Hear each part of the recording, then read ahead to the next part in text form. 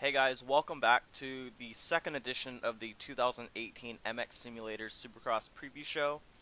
On this show I'll be talking about the 250 class.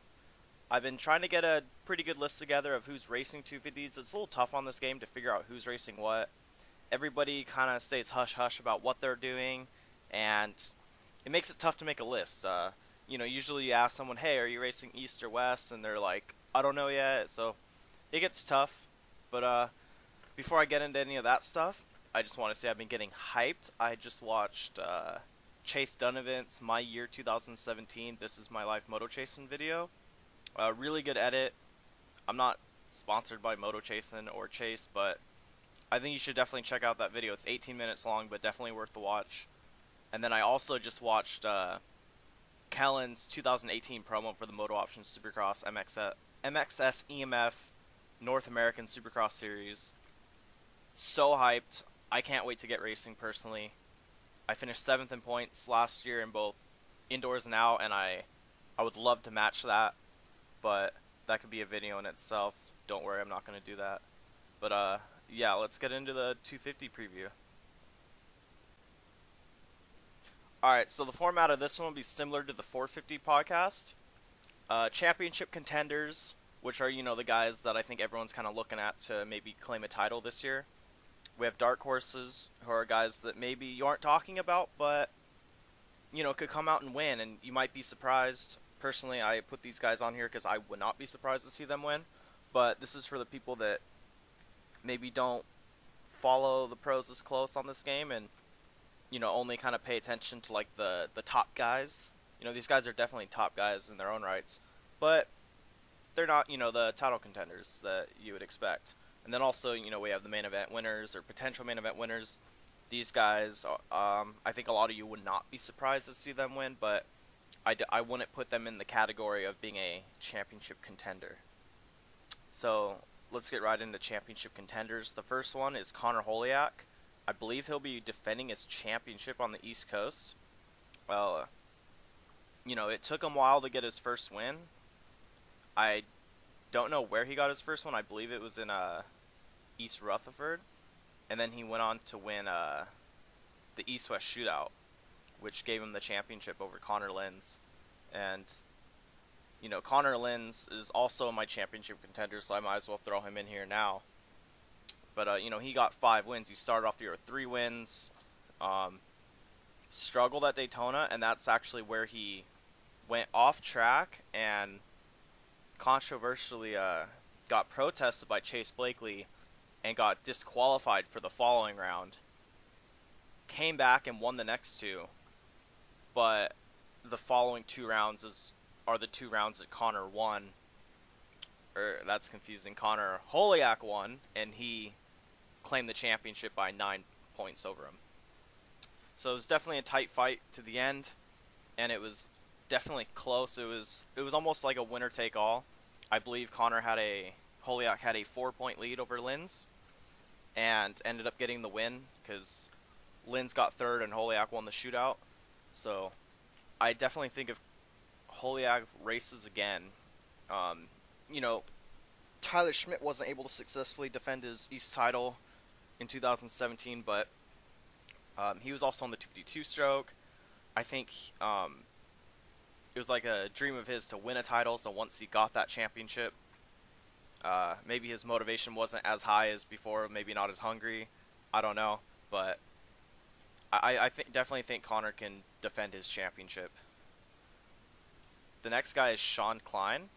I remember in 2016 he turned pro after winning, I believe, AMS the previous year in outdoors, and he had a pretty good season, top 10, pretty consistent. People were saying that he might be like the next, top guy. And after, a solid season, I was actually impressed the first time I saw him ride, because a lot of these fast AMs come up, they're just hot lap heroes, they're really aggressive, but they're usually inconsistent, and they could get away with it in AMs.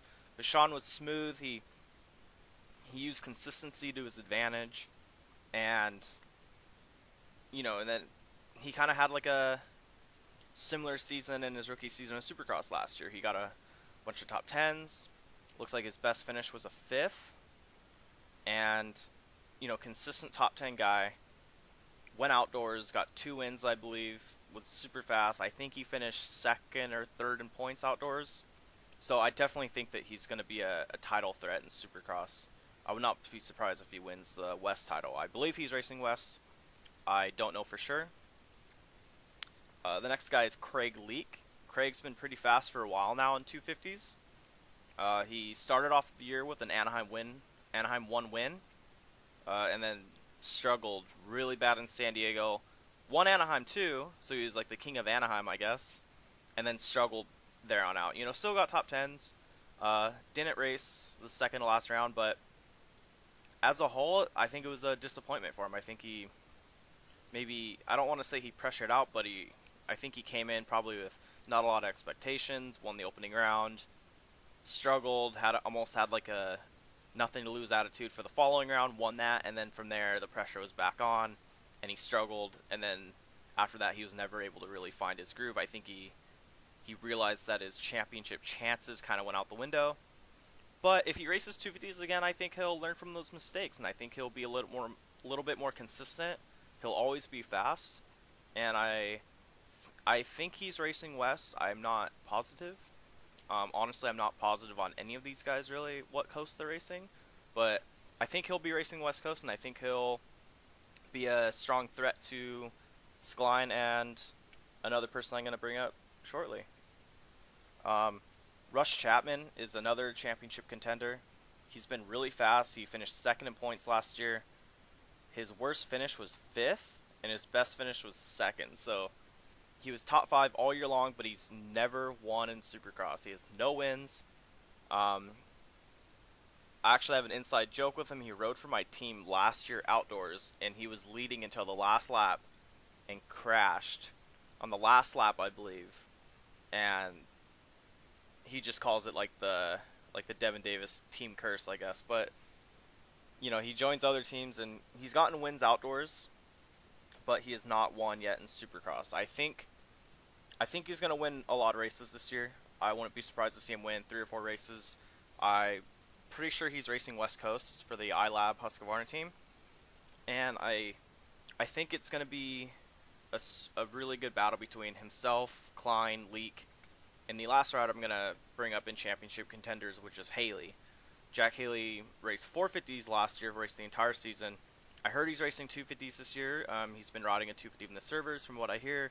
He's been going really fast, and he's always been pretty quick. I actually talked about him in my 450 show as being a dark horse, but now that I know that he's racing 250s, I would say he's a championship contender. He's definitely going to be fast. I think the shorter season, looking at 450s, I think he only raced maybe 9 or 10 rounds, which is how long the 250 championship is.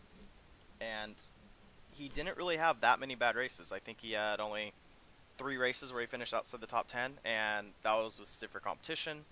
So I definitely think that he'll be a threat in 450s, or in 250s. The next group of guys is the dark horses. As I said earlier, the dark horses are the people that you might not be thinking about right now, but come A1 or Arlington, depending on what coast they ride, you might go, oh, why wasn't I thinking about him? He's so fast. It's almost like in real life, you might be thinking that, with Davalos, you might forget he's racing 250s, and then, you're thinking about all these young guns, like Justin Cooper and Adam Cianciarulo and all these guys, and Davalos can come out and win, and you'll go, oh yeah, why wasn't I thinking about him? The first guy I have is Edward Mora. He had a pretty good season last year. Started off a little slow. Took him until Phoenix to get in the top 10.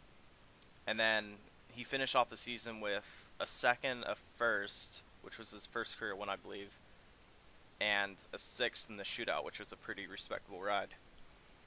He finished 6th in the standings on the West Coast, and I think he's a dark horse. I don't think many people are considering him to be a favorite coming in, and I don't know why. I think he's been pretty fast for a few years now, and if he could get his inconsistency issues behind him, he could definitely challenge the guys I just mentioned before, and definitely go for a championship.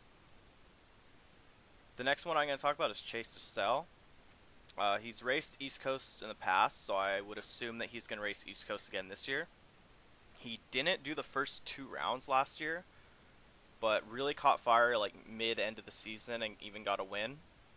And that was in the midst of kind of the Connor show between Holiak and Linz.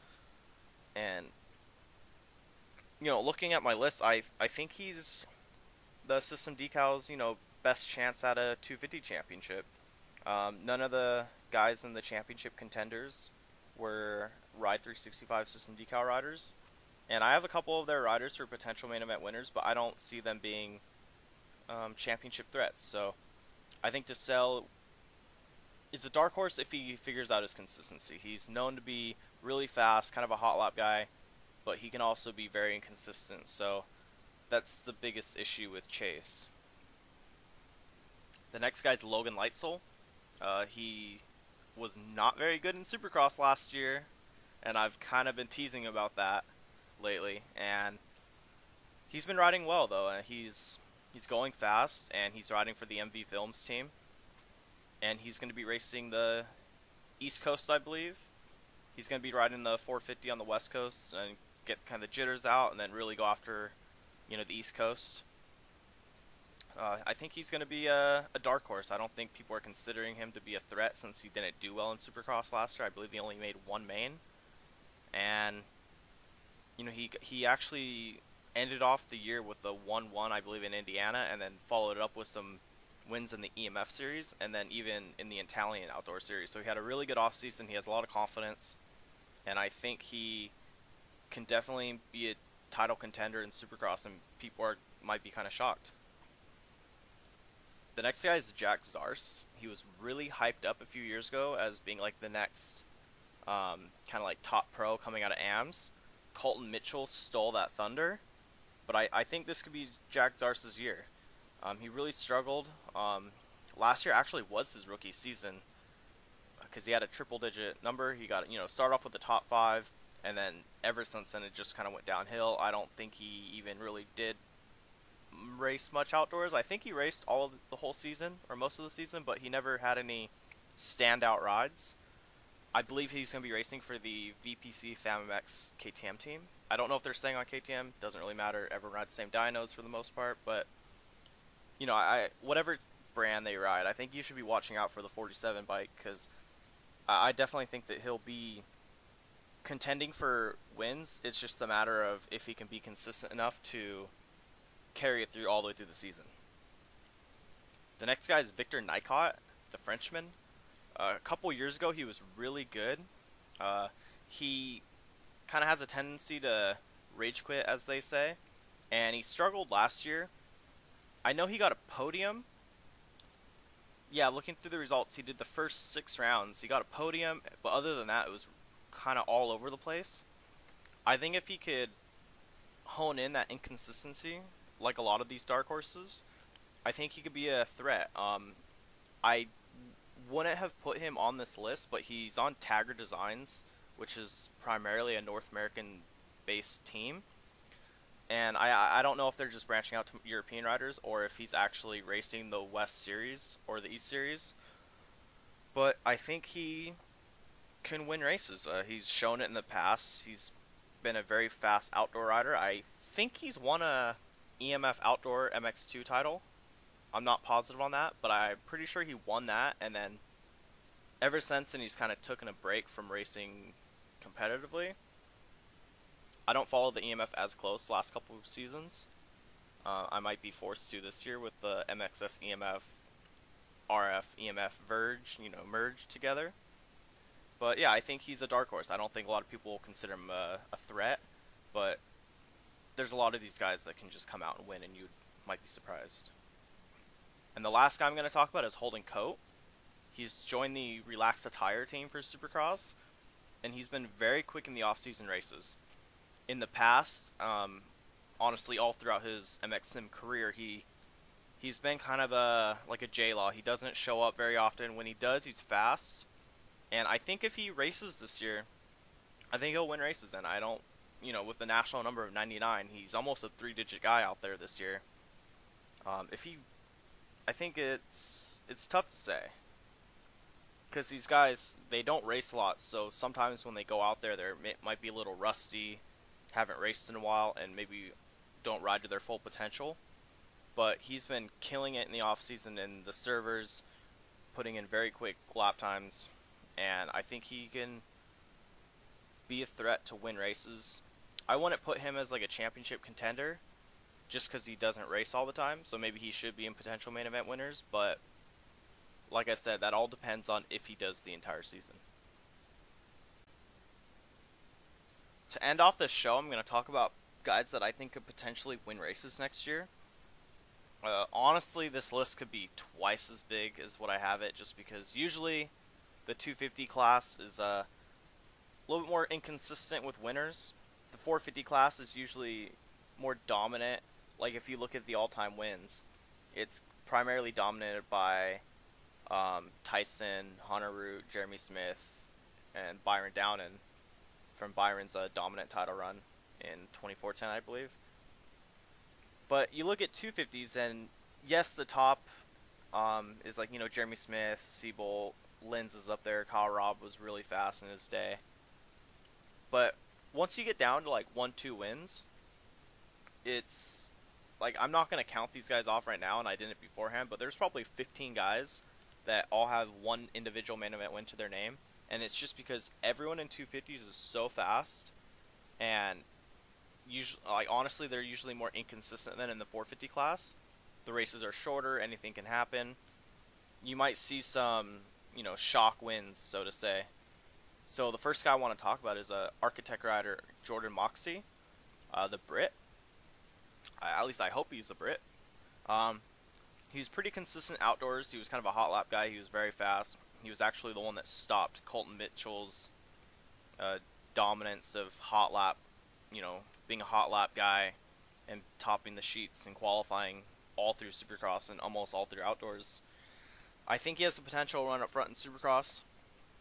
I don't know how well he did in Supercross last year. I'm looking through the list and I don't even see him, so I don't know if he even raced outdoors or if he just showed up and killed it outdoors and earned national number 21. But I think he could be a potential main event winner. He's fast. He showed it outdoors. I don't think he got any wins outdoors in the 250 class, but especially with these Triple Crown main events with the shorter race, maybe I'm imagining he's still pretty quick in Supercross. He just might not have that speed for a whole like 15-16 lap main event, but in one of those shorter races that might be 9-10 laps, maybe he can get a win. The next guy is Jeremy Cohenauer. He's been a veteran of the class.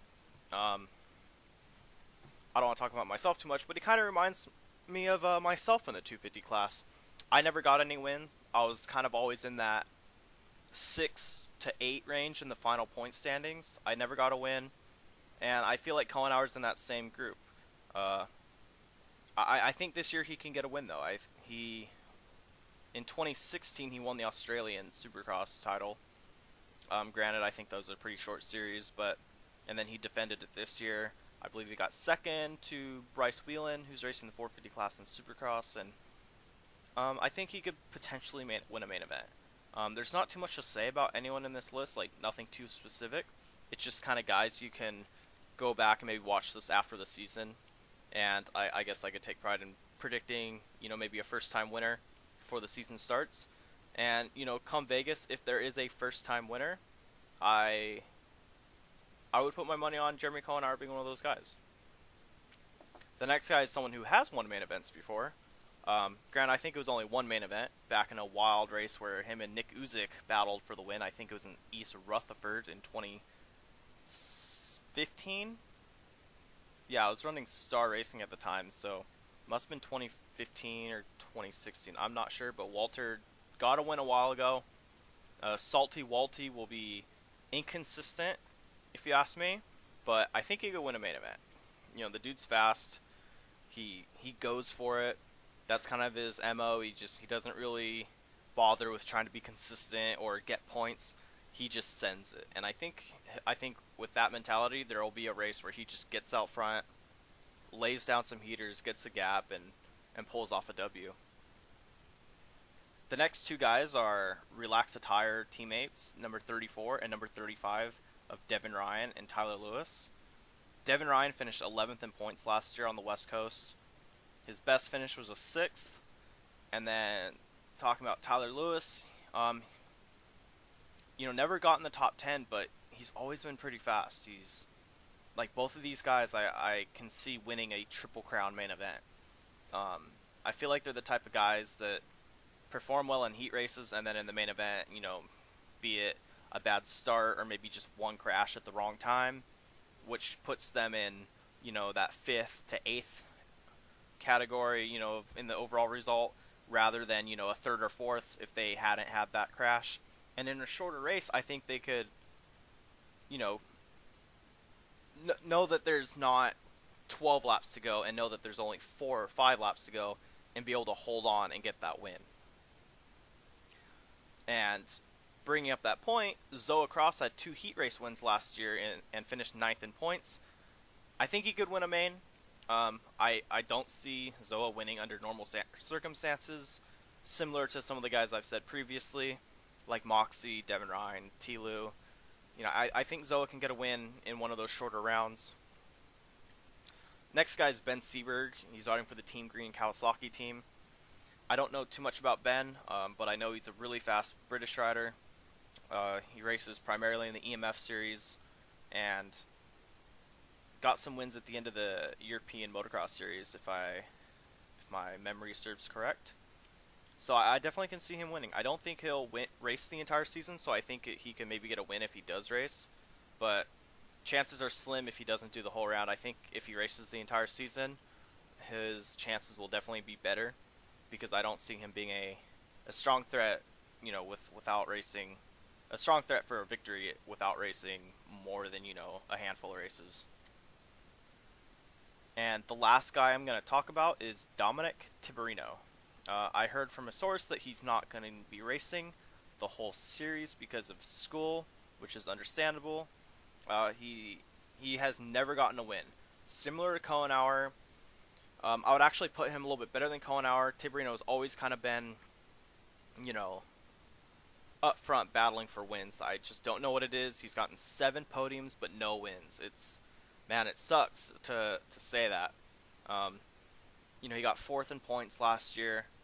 He was, looking at the results, he was on the podium a lot, struggled right at the end.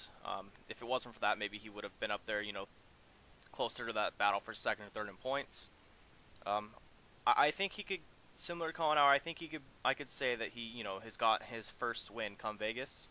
I don't know how many rounds he's racing, and I know he's been racing a long time.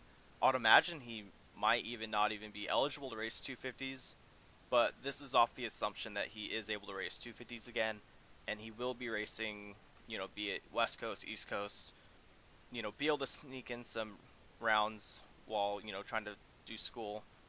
And honestly, I would like to see him get his first win, similar to like Tyler Schmidt, a couple years ago. It was cool seeing him finally get a win after playing for so long. And he's a veteran. I think he deserves a win. It's cool to have your name in the record books. I don't think I'll ever have that privilege of putting my name in there, but it's always nice to see someone have some success and get their name in there. And that'll do it, guys. I'm glad I did this. The 451 got a really positive feedback, and it definitely inspired me to do a 251. Like I said in the first video, I wasn't sure if I was going to do a 250 podcast, but I think it came out good. I'm looking forward to the new season. I guess I could end off this video by maybe even doing a prediction for Supercross, maybe like a top 3 in points kind of prediction. If I had to throw money down, so to speak, on the series, I'm actually going to pull up the 450 standings from last year real quick. I don't know who's racing which coast in the 250 class, but I'm gonna say that Connor Holiak defends his East title. I don't know who else is going to be able to beat him over the entire season, unless there's someone that I didn't list that I'd never really thought about. However, on the West Coast, I'm gonna go with the youngster Russ Chapman to win the title. I don't know. I just have a feeling he's gonna put it all together this year. And for 450s, man, I wish Smith was doing the entire season, but since he isn't, I'm gonna pick Mr. Four-time to be five-time champ. I don't see anyone beating Tyson. I saw him in the Flowtech server last night, and he was looking fast as always. And I still think he's motivated. There was a short stint in 2015. I want to say it was like 2014 outdoors through 2015, where Tyson only got like one win in Supercross, I think, and he wasn't really himself. He was struggling, which makes, his resurgence the last 2 years even more impressive. To struggle and then almost come back and be better than ever. So I'm picking Tyson. I personally just want to see a battle to the final round, because I feel like in most of Tyson's championships, he just crushed everyone. The only person that I can remember to challenge him all the way to Vegas was Hunter Root. And unfortunately, we aren't going to see Hunter racing. I've talked to him. He told me that he's over it. He doesn't want to race. Of course, I've heard that many times from Hunter, but I think Tyson's going to run away with the series again this year. I personally want to see a battle to the end. I would personally like to see maybe someone like Armstrong or even Jesse. I mean, that would be a great storyline to have Jesse pull it out and really challenge Tyson to the end. And who knows, maybe someone like Seabolt can, pull a McGrath or Dungy, so to speak, and win in his, rookie year. It's tough to say it would be his rookie year, because these guys race, the East Coast or the West Coast, vice versa, depending on the coast they do in 250s, so they're always getting 450 experience as they're racing a 250. But, the whole 17 rounds is a whole different beast, and I learned that this year when I raced my first full season in 450s. It's good in one way to be able to continuously improve and work on your results, but there's also something really nice about racing 250s and getting that break and really fine-tuning your skills and then trying to come back for the last few rounds. And that's always where I personally did best, was the last couple rounds. I rode the 450, got some confidence racing against the top guys, tried to learn as much as I can. And I think if you went back and looked, I'm not going to go look, but I would say that my results were usually kind of all over the place. And then the final 3 or 4 rounds of 250s, like, when they came back, for when I did West, for example, I usually was, up battling for podiums, top 5s. Anyways, those are my predictions. I'm going Rush, Holiak, Tyson. And if I'm going to have to go all out on these predictions and guess a surprise winner that you might not expect, just like, this is going way off the walls. Like, balls off the wall, just, I don't even know what I'm saying right now. But let's go with William St. Laurent for a 450 win. And then for 250s, since there's 2 coasts, I don't know if they're going to be in the same coast or separate coasts, but let's just go with Tyler Lang. And I'm just basing off this, who did East last year and who did West last year. And Matthias Janeth, let's go with them for a surprise win next year. Alright, sweet. It's December 31st, 10:34 a.m. I'm glad I decided to follow through with this. This one's definitely longer than the 451, I could already tell. And I'm just excited. I think it's going to be a good year.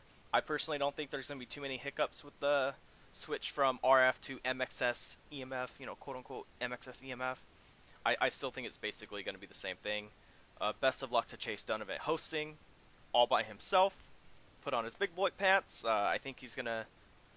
I wish him the best, and I hope everything goes smoothly. And I'm just excited. I'm probably rambling on way too long, but I think all of us got into this game for a reason, and it's because we just love Supercross. We love gaming, and I just love sharing that love for the sport and that excitement for gaming with everyone in this community. Like, I know it doesn't seem like it sometimes, and I've had my fair share of controversy, but at the end of the day, I love this game.